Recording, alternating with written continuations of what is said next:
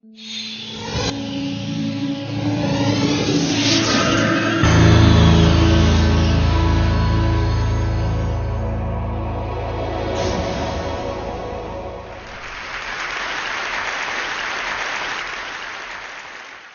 morning. How are you? It's been great, hasn't it? I've been blown away by the whole thing. In fact, I'm leaving.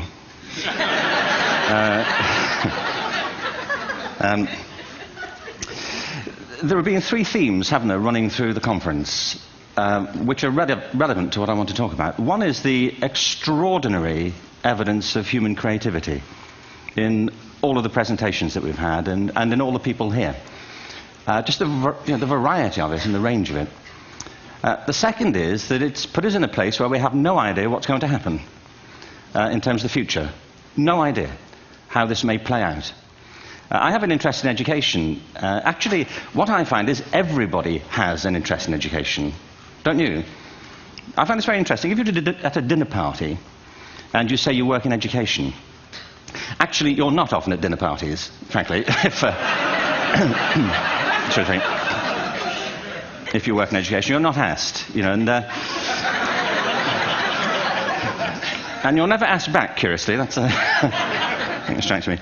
But if you are, and you say to somebody, they say, "What do you do?" and you say, "You work in education," you can see the blood run from their face. They think, "Oh my God, why me?" It's my one night out all week.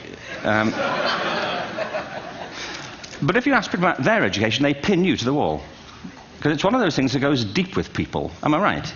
Like religion and money and other things. So I have a big interest in education, and I think we all do. We have a huge vested interest in it, partly because it's education that's meant to take us into this future that we can't grasp. If you think of it, children starting school this year will be retiring in 2065. Nobody has a clue, despite all the expertise that's been on parade for the past 4 days, what the world will look like in 5 years' time. And yet we're meant to be educating them for it. So the unpredictability, I think, is extraordinary. And the third part of this is that we've all agreed, nonetheless, on the really extraordinary capacities that children have, their capacities for innovation. I mean, Serena last night was a marvel, wasn't she? Just seeing what she could do. And she's exceptional, but I think she's not, so to speak, exceptional in the whole of childhood. What you have there is a person of extraordinary dedication who found a talent. And my contention is all kids have tremendous talents, and we squander them pretty ruthlessly. So I want to talk about education, and I want to talk about creativity. My contention is that creativity now is as important in education as literacy, and we should treat it with the same status. Thank you.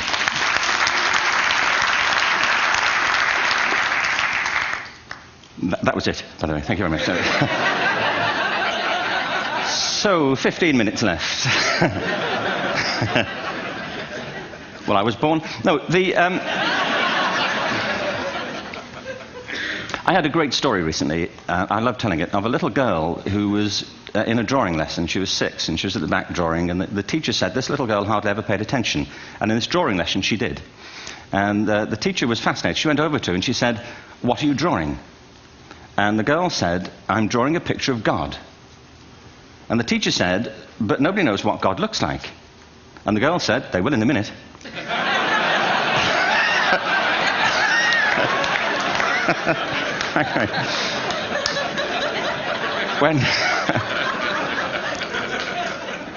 When my son was 4 in England, actually he was 4 everywhere, to be honest. I mean,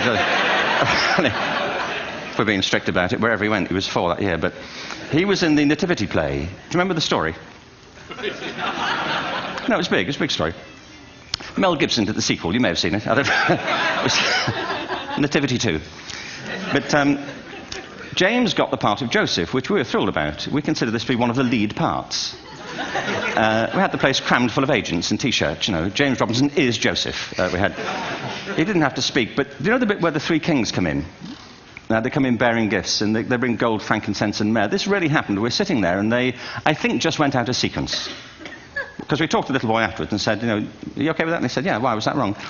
They just switched, I think that was it. Anyway, the 3 boys came in, little 4-year-olds with tea towels on their heads, and they put these boxes down. The first boy said, "I bring you gold." And the second boy said, "I bring you mare." And the third boy said, "Frank sent this."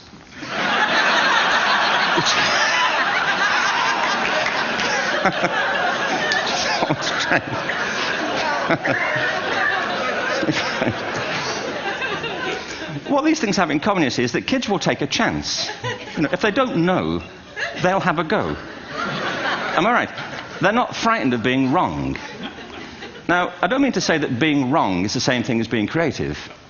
What we do know is, if you're not prepared to be wrong, you will never come up with anything original. If you're not prepared to be wrong. And by the time they get to be adults, most kids have lost that capacity. They have become frightened of being wrong. And we run our companies this, by the way. We stigmatize mistakes. And we're now running national education systems where mistakes are the worst thing you can make. And the result is that we are educating people out of their creative capacities. Picasso once said this. He said that all children are born artists. The problem is to remain an artist as we grow up. I believe this passionately, that we don't grow into creativity, we grow out of it. Or rather, we get educated out of it. So why is this? I lived in Stratford-on-Avon until about 5 years ago. In fact, we moved from Stratford to Los Angeles. So you can imagine what a seamless transition, this was from LA. Actually, we lived in a place called Snitterfield, just outside Stratford, which is where Shakespeare's father was born. Are you struck by a new thought? I was. You don't think of Shakespeare having a father, do you? Do you? Because you don't think of Shakespeare being a child. Do you? Shakespeare being 7. I never thought of it. I mean, he was 7 at some point. He was in somebody's English class, wasn't he?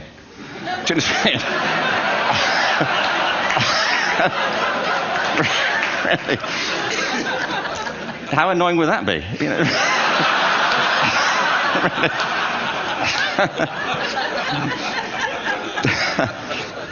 Must try harder. Being sent to bed by his dad to Shakespeare. Go to bed now, to William Shakespeare, and put the pencil down, and stop speaking like that. It's confusing everybody.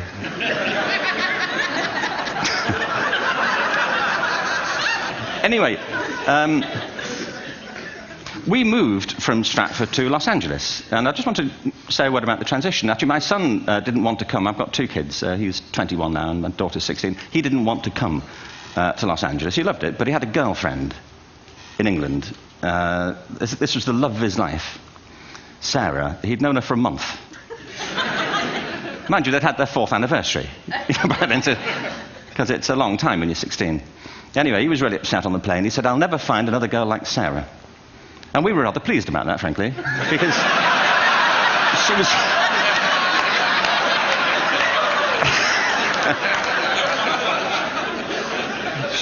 she was the main reason we were leaving the country.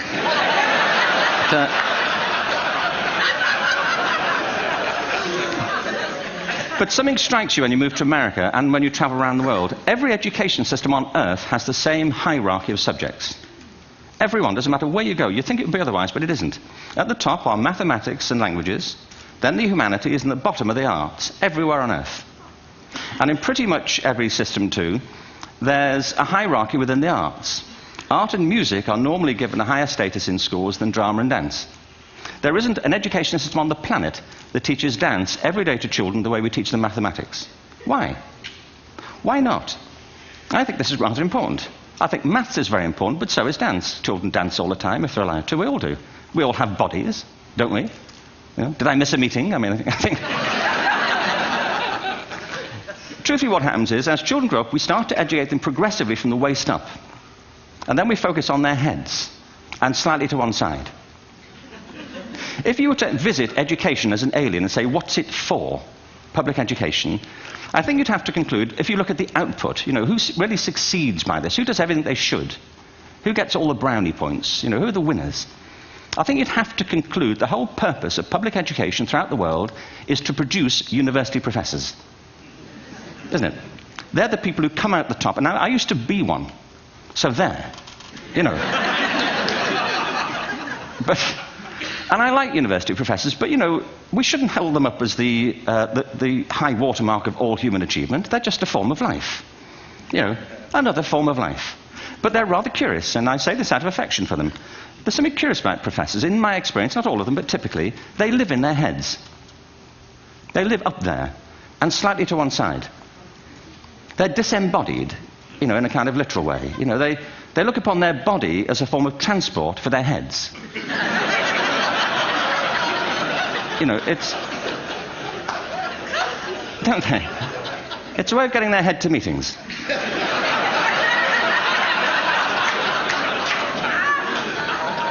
If you want real evidence of out-of-body experiences, by the way, get yourself along to a residential conference for senior academics and pop into the discotheque on the final night.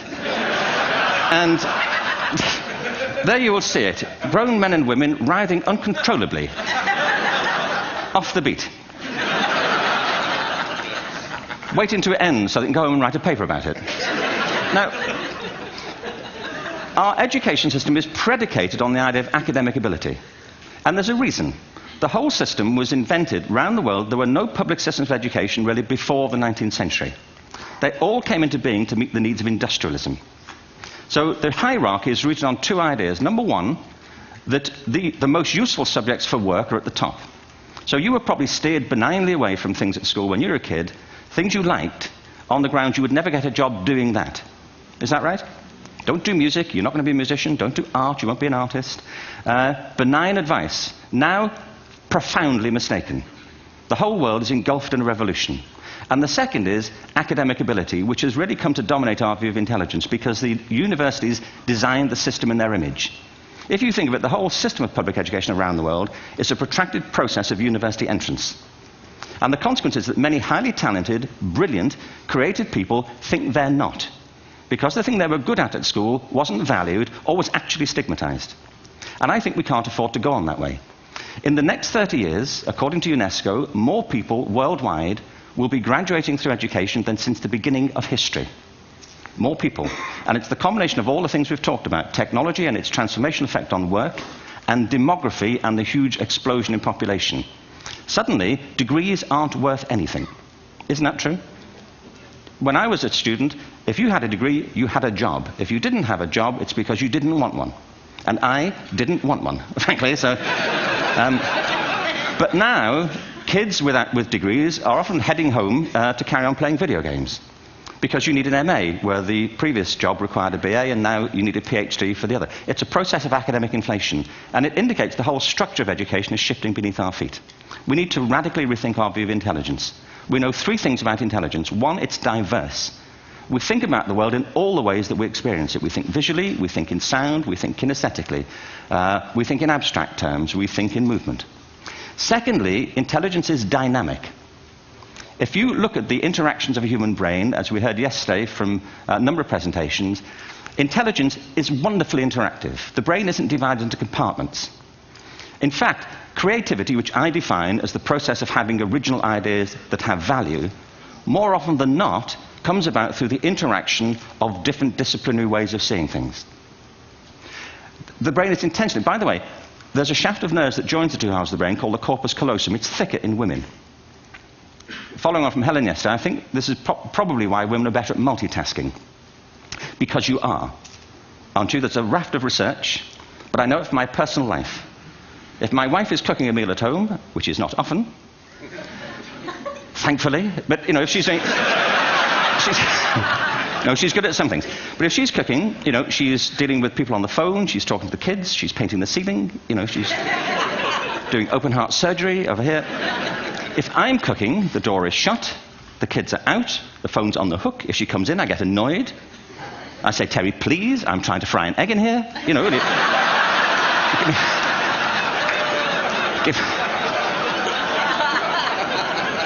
Give me a break. Actually, there was do you know that old philosophical thing? If a tree falls in a forest and nobody hears it, did it happen? Remember that old chestnut? I saw a great T-shirt recently which said, if a man speaks his mind in a forest and no woman hears him, is he still wrong?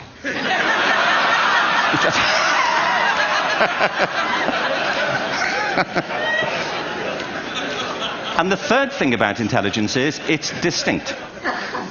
I'm doing a new book at the moment called Epiphany, which is based on a series of interviews with people about how they discovered their talent.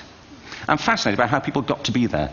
It's really prompted by a conversation I had with a wonderful woman who most people have never heard of. She's called Gillian Lynn. Have you heard of her? Some have. She's a choreographer, and everybody knows her work. She did Cats and Phantom of the Opera. She's wonderful. I used to be on the board of the Royal Ballet in England, as you can see. And anyway, Gillian and I had lunch one day. I said, how'd you get to be a dancer? And she said it was interesting. When she was at school, she was really hopeless. And the school in the 30s wrote to her parents and said, we think Gillian has a learning disorder. She couldn't concentrate. She was fidgeting. I think now they'd say she had ADHD. Wouldn't you? But this was the 1930s, and ADHD hadn't been invented, at this point. So it wasn't an available condition. People weren't aware they could have that. Anyway, she went to see this specialist. So this oak-panelled room, and she was there with her mother, and she was led and sat on this chair at the end, and she sat on her hands for 20 minutes while this man talked to her mother about all the problems Gillian was having at school. And at the end of it, because she was disturbing people, her homework was always late and so on, little kid of 8, in the end, the doctor went and sat next to Gillian and said, Gillian, I've listened to all these things that your mother's told me. I need to speak to her privately. So he said, wait here, we'll be back, we won't be very long, and they went and left her. But as they went out the room, he turned on the radio that was sitting on his desk. And when they got out the room, he said to her mother, just stand and watch her. And the minute they left the room, she said she was on her feet, moving to the music. And they watched for a few minutes, and he turned to her mother, and he said, Mrs. Lynn, Gillian isn't sick, she's a dancer. Take her to a dance school. I said, what happened? Said she did. I can't tell you how wonderful it was. We walked in this room, and it was full of people like me. People who couldn't sit still. People who had to move to think. Who had to move to think. They did ballet, they did tap, they did jazz, they did modern, they did contemporary. She was eventually auditioned for the Royal Ballet School. She became a soloist. She had a wonderful career at the Royal Ballet. She eventually graduated from the Royal Ballet School, found her own company, the Gillian Dance Company, met Andrew Lloyd Webber. She's been responsible for some of the most successful musical theatre productions in history. She's given pleasure to millions, and she's a multi-millionaire. Somebody else might have put her on medication and told her to calm down. Now, I think...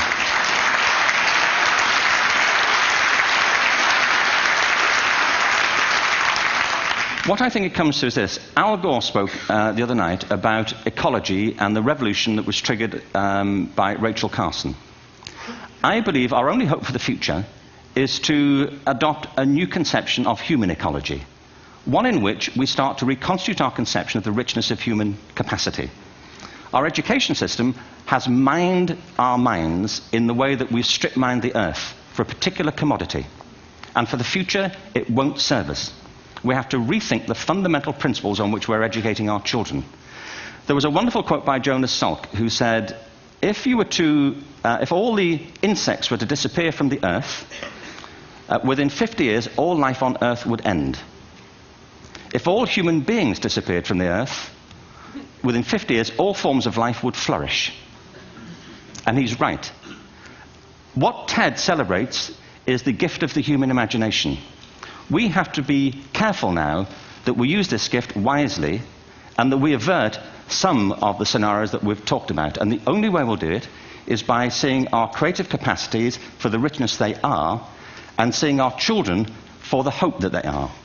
And our task is to educate their whole being so they can face this future. By the way, we may not see this future, but they will. And our job is to help them make something of it. Thank you very much.